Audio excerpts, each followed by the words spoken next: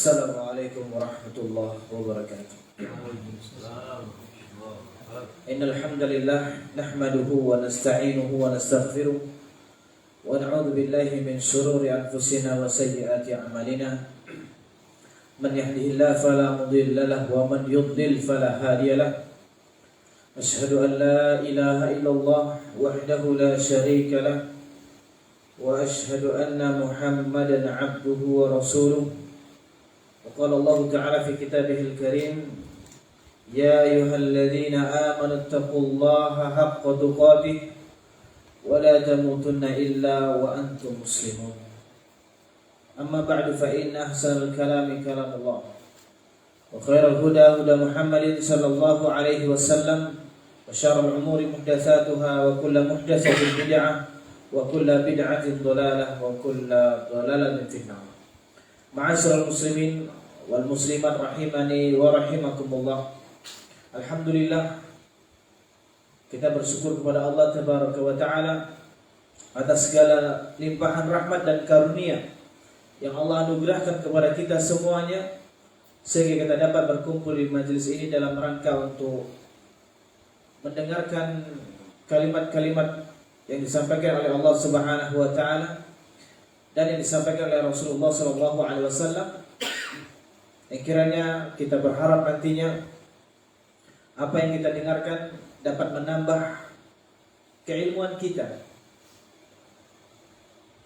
dan bertambah keimanan kita, dan kita dipermudah untuk mengamalkan ilmu yang kita dapatkan pada malam hari ini, dan kita berharap juga dipermudah oleh Allah untuk mendakwakan, menyampaikan kepada orang lain. Karena kewajiban kita atau zakatul ilmi, zakat dari ilmu itu adalah kita kepada orang lain. Kita harus berusaha untuk menjadi duta-duta kebaikan, duta-duta kebenaran untuk sahabat-sahabat kita, saudara-saudari kita, agar mereka lebih mengenal ajaran Islam yang di pintu neraka. Itulah dai yang mereka menyembunyikan kebenaran. Mereka ada sebab-sebab tertentu sehingga mereka, yang telah disampaikan oleh panitia tadi, bahwa tema kita pada malam hari adalah kiat bagaimana meraih khusyuk dalam sholat. Ya, kiatnya itu. Nah, ini peringatan keras bagi kita semuanya, agar sholat yang kita lakukan diterima oleh Allah Subhanahu wa taala. Kita jangan melaksanakan sholat sudah benar, kita menjalankan ruh dari sholat tersebut atau inti dari sholat tersebut yang membedakan besar atau kecilnya ganjaran. Itulah menunjukkan, ya, jangan kita banyak mengerjakan sholat tetapi tidak berkualitas. Dia hanya kuantitas yang harus diperhatikan oleh kita bersama. Nah, Allah Subhanahu wa taala mengingatkan kepada kita dalam surah Al-Mu'minun hal yang berkaitan dengan keimanan. Itu dikatakan orang beriman. Allah mengatakan alladzina hum fi salatihim khashi'un, yaitu orang-orang yang, jadi orang yang beruntung adalah yaitu orang-orang yang salat lima waktu kita kerjakan sholat sunnah, tapi sholat kita berkualitas. Itu yang harus kita perhatikan agar kita masuk dalam ayat Allah Subhanahu wa taala, yaitu orang-orang yang khusyuk dalam sholatnya, yang kita dikatakan orang yang beruntung, kata Allah Subhanahu wa taala. Fi ma'ani ayatil Qur'anil Karim, dan dia mentadaburi. Nah, ini yang besar begitu, mentadaburi ayat-ayat yang dia baca. Jadi makna-makna itu dia fahami. Luar dari itu, bagaimana takbirnya Rasulullah, ikuti. Meletakkan tangan Ketika bersedekap, ikutin bacaan yang dibaca oleh Rasulullah, kita ikuti. Bagaimana beliau membaca Al-Fatihah? Satu ayat berhenti, satu ayat berhenti. Kasar. Kenapa? Tidak tumaknina, itu rukun sholat. Bayangkan 23 rakaat dikerjakan dalam waktu 7 menit, paling lama 10 menit. Kita mungkin sholat maghrib misalnya bisa sampai 7 menit, 10 rakaat dikerjakan dalam waktu 7. Kita harus menjaga syarat-syarat sholat, rukun-rukunnya dan sunnah-sunnahnya. Itu dikatakan sebagai sholat khusyuk dalam sholat. Tapi yang harus kita ingat apa yang dikatakan Al-Imam Al-Qurtubi, akan mengikuti dari hati. Jika hati kita memang betul-betul khusyuk, maka gerakan kita juga akan khusyuk. Nah, untuk mengkhusyukkan hati dan anggota badan itu ada cara-caranya. Ada kiat-kiatnya yang harus kita perhatikan. Walaupun kita tahu juga penghalang-penghalangnya itu. Penghalang ya yang membuat kita tidak khusyuk dalam sholat, itu yang harus kita pelajari juga. Jangan kita cuma tahu keutamaan, kemudian sebab-sebab yang bisa membantu kita untuk khusyuk, tapi ternyata ada di sana hal-hal yang menyebabkan kita tidak khusyuk dalam sholat. Nah, ya berdoa kita. Kemudian yang kedua adalah al-isti'dadu, kita bersiap diri. Ya, bersiap diri untuk melaksanakan sholat. Kita bersiap diri Bapak Ibu sekalian. Nah, sebelum azan dikumandangkan, makanya Rasulullah mengingatkan kepada kita semuanya, mengucapkan azan, kita harus mengikuti apa yang diucapkan oleh muadzin. Kecuali di kalimat hayya 'alas sholati wa hayya 'alal falah. Hayya 'alas shalah, hayya 'alal falah, kita mengucapkan la haula wala quwata illa billah. Apa artinya? Dan kita anggap, Masya Allah saya bisa. Saya ini kan mahir dalam bidang bahasa. Saya sudah membahas semua permasalahan berkaitan dengan kiat-kiat bagaimana khusyuk dalam sholat. Belum tentu Bapak Ibu sekalian. Jika Allah tidak menolong masjid, kenapa Pak? Hatinya bermasalah. Makanya hatinya itu kotor berarti. Hatinya kotor, seperti misalnya kaca. Rasulullah kalau saya persiapkan diri kita untuk melaksanakan sholat.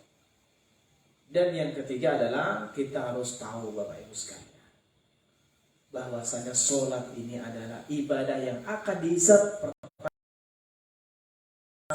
Kita harus yakin. Masih alhamdulillah. Kadang ketika lihat suasana itu memang gak ada yang sholat satupun, susah kita sholat. Nah, berarti ada apa-apa di dalam hati kita. Apa? Dosa. Akan dihisab pertama sekalinya berkaitan dengan ibadah kita, maka perbaikilah sholat kita. Rasulullah mengatakan, kalau sholat kita baik, yang lain akan berpengaruh baik. Namun kalau sholatnya buruk, makanya sholat itu tidak bisa mencegah dan bukan. Kenapa? Mencegah dari perbuatan keji dan munkar. Jadi kita harus mengetahui. Kemudian berikutnya adalah kiatnya adalah kita sempurnakan wudhu kita. Sempurnakan wudhu kita. Kita tahu bahwa wudhu itu adalah syarat, dan wudhu itu akan menjadi cahaya pada hari kiamat. Terus kita tahu, kita sudah tahu semua itu dalil-dalil. Nah, kiatnya adalah wad'ul yad al-yumna 'ala al-yusra 'ala as-sadr. Meletakkan tangan kanan di atas tangan kiri di atas dada. Itu juga di antara wasilah. Hati-hati, kita juga memakai kaos, hati-hati. Gara-gara kaos kita nggak ada ngomong kan, tapi tulisannya ada di situ. Kita dosa itu. Berapa orang yang usru sholati? Seseorang ya tidak akan meninggalkan sholatnya, wa ma kutiba lahu illa usru sholati. Dan tidak akan ditulis baginya kecuali 1/10 dari sholat. Praktekkan dalam sholat kita semuanya, mau itu sholat wajib ataupun sholat sunnah, kita praktekkan semuanya agar supaya sholat kita itu berkualitas. agar sholat kita khusyuk. Kita usahakan. Bisa didapat sepersepuluhnya. Mana lebih besar, 10 atau 1/5? Hah? 10 apa 5, Pak? Hah? 5 atau 10? 1/10 atau 1/5? 1/5 atau 1/10? Kemudian juga Bapak Ibu sekalian, hendaklah kita berlindung kepada Allah dari godaan syaitan. Berlindung kepada Allah dari godaan syaitan.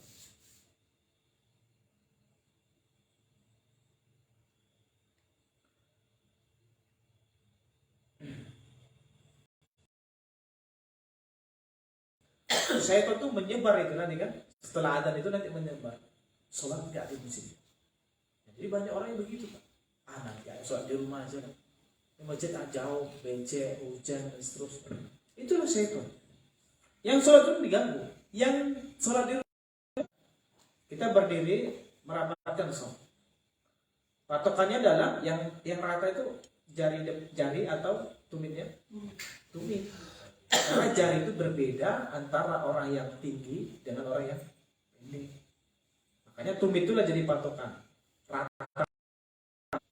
Terlalu lebar kan buka kakinya sehingga tidak rapat bahunya, atau terlalu merapat kakinya sendiri rapat, akhirnya nggak bisa orang merapat dengan dia. Ya. Namun jika di masjid umum misalnya, hati kita ini. Jadi berusaha kita untuk apa nih? Kemudian juga kita harus tahu bahwa kita harus mengetahui bahwa sholat ini adalah hubungan antara hamba dengan Allah Subhanahu wa Ta'ala. Kita SMA 1, S2, S3, profesor itu nggak ada hubungannya. Atau keahlian bahasa itu nggak ada hubungannya, Bapak Ibu sekalian. Hidayah itu kita cari. Jika hidayah itu sudah mampir,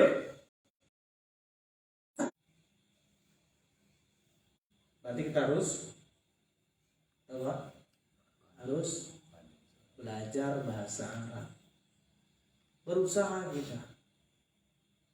Berusaha. Bapak jangan bilang banyak sekarang ya pelajaran kajian online bahasa Arab banyak. Insya Allah bisa. Atau kalau tidak misalnya kita baca tafsirnya, Al-Fatihah kita baca tafsirnya. Ketika kita membaca kita paham tafsir ayat Al-Quran tersebut. Setelah Al-Fatihah selesai kita balik dengarkan ayat yang dibaca oleh imam. Memang ada khilaf ya tentang masalah Al-Fatihah itu apakah kita baca di sholat dahar itu bersama imam atau bagaimana. Untuk amannya adalah begitu. Kalaupun kita nggak paham kita dengarkan. Masa nggak ada satupun dari ayat yang dibaca itu kita nggak paham? Ya kan? Mau baca surah Al-Ikhlas misalnya. Masa kita nggak paham artinya? Kita baca, kita dengarkan baik-baik dan kita pahami. Kita kan tidak. Dan kita berusaha. Berusaha.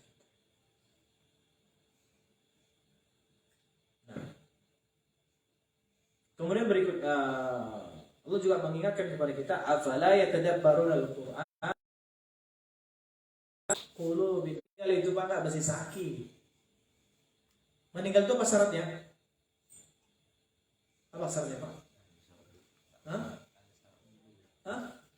Syaratnya sudah ajal. Syaratnya sudah ajal. Kalau enggak belum ajal enggak bisa enggak itu. Ya. Kenapa? Saking pusingnya dia menjalani kehidupan ini akhirnya pernah kejadian di kota dia di Sumatera Utara ini gimana itu kita nggak usah bahas gimana apa ada kereta api di sana nggak usah dibahas ya kan pada hari kiamat. Jadi itu tadi kenapa bisa terjadi itu Pak tidur di rel kereta api kenapa tidak paham agama ya kan. Kemudian berikutnya jadikanlah sholat ini sebagai sholat terakhir kita karena itu. Jadi setiap kita sholat Pak inilah mungkin sholat terakhir saya. Jadi betul-betul kita khusyuk mengetahui bahwa khusyuk dalam sholat itu menjadi sebab diampuni dosa-dosa kita.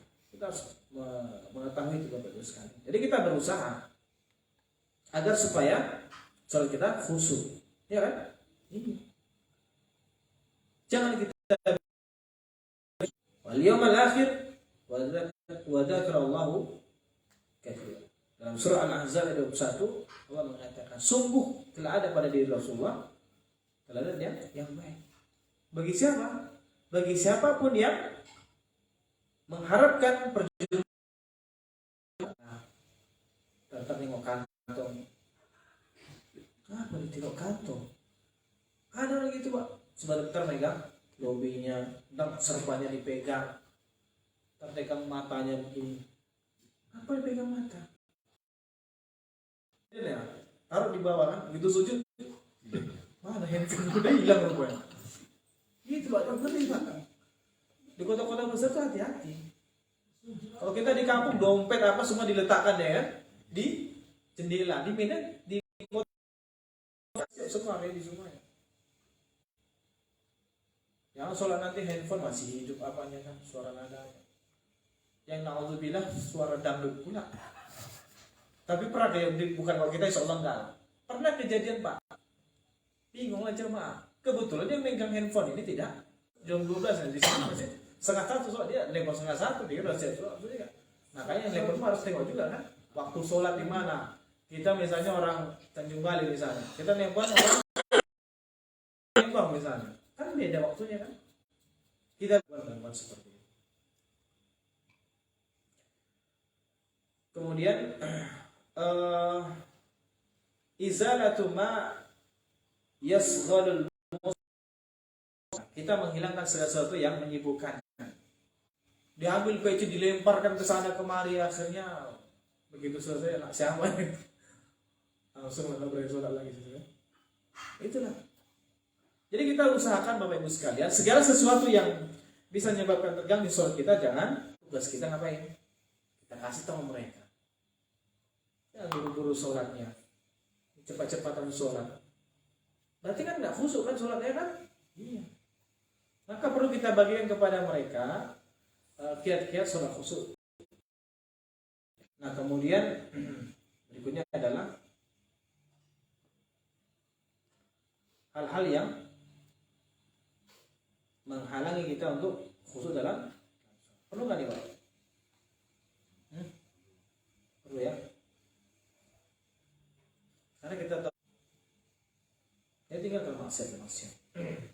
Kemudian ya,